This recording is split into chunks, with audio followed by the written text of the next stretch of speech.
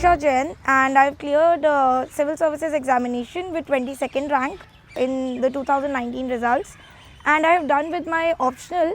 I've done it with my optional English literature, and this video is going to be all about why one should take English literature and how to prepare for it. Now the first question, why literature? So I would say the only reason that a person should take literature is because they are interested in it and they have some kind of liking for it. I personally was in love with literature. My graduation and post graduation was also there and was also done in English literature, so I was fairly confident about it as well. Now if you love a subject, then what happens is that the effort that you have to put for it does not make you sweat, or it does not affect you that much. So one beautiful thing that happened because I took English literature was that 4 days, 5 days I would study GS, and then I would get tired of it. Then I would just pick up a novel or pick up a poet and read, and that would be like, it would be so enjoyable that after 6 days it would have been like, I can still claim that I have been studying non-stop for the entire week and at the same time enjoying myself. Now the second thing is that should you take literature if you don't have a background in it? Now personally I had a background, but I know seniors, in fact 2 seniors who did not have a background in English literature and they have done very well in the exam. One is my mentor, Mr. Gaurav Garg sir, and he is currently in the IRS.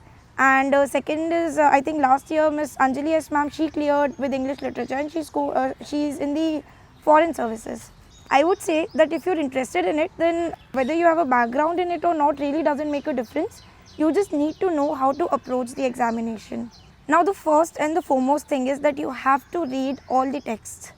What people sometimes do is that they will skip reading a novel and just go to the summary, and that really takes out the depth out of the entire subject. That is the fun element of the subject. So reading the core text is very important. Now I will be honest with you. There were a couple of texts. I think there was one text which I could not completely read, and I read I think 3/4 of it, and I sort of also googled a summary, but I did not even attempt a question on it, because you can maybe do that with one text maybe, but then otherwise you have to read the entire syllabus. That is very important.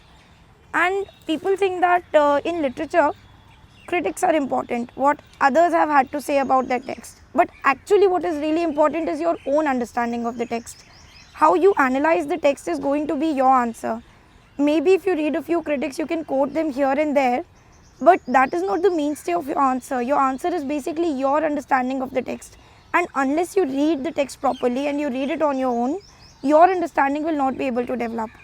So if a person loves literature, they will not mind reading the text. So I would say first point, read the text. Second point, note down interesting quotations from the text which you found were, which attracted you.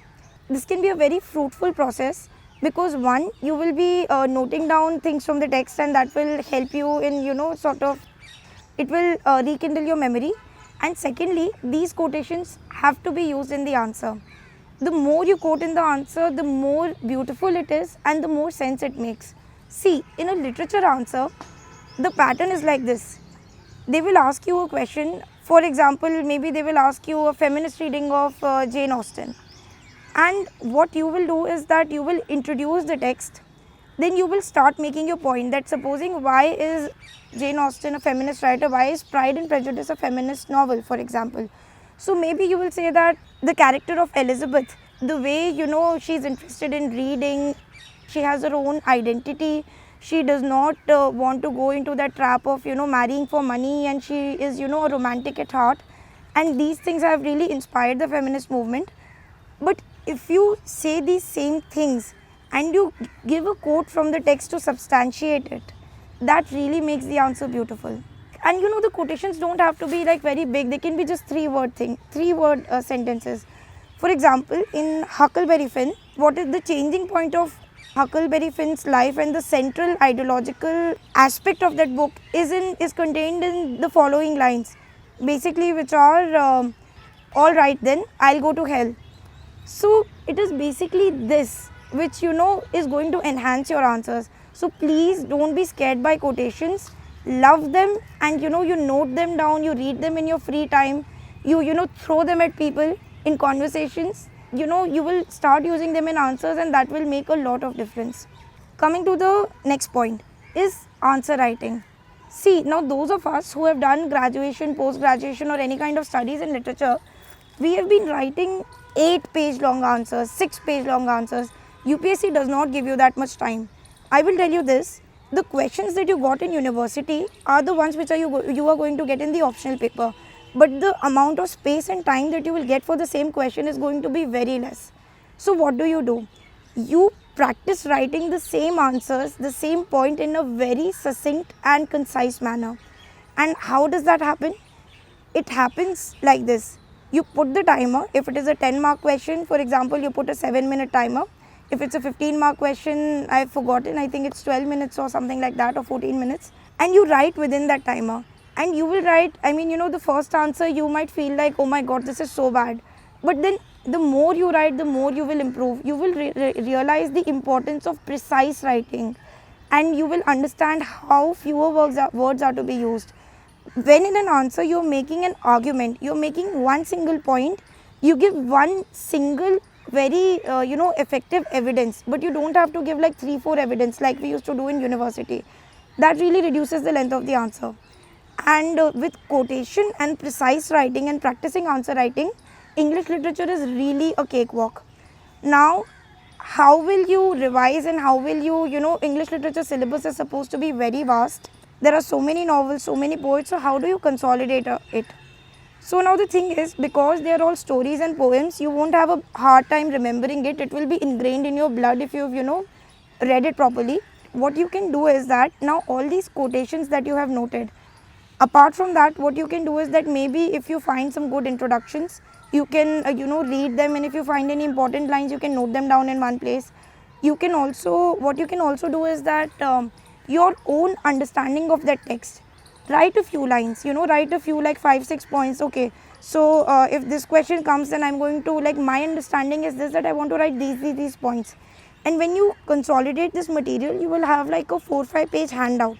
The first page has to be the previous year questions that have been asked from that particular text. All the other pages are your understanding of those questions and the important quotations from the text.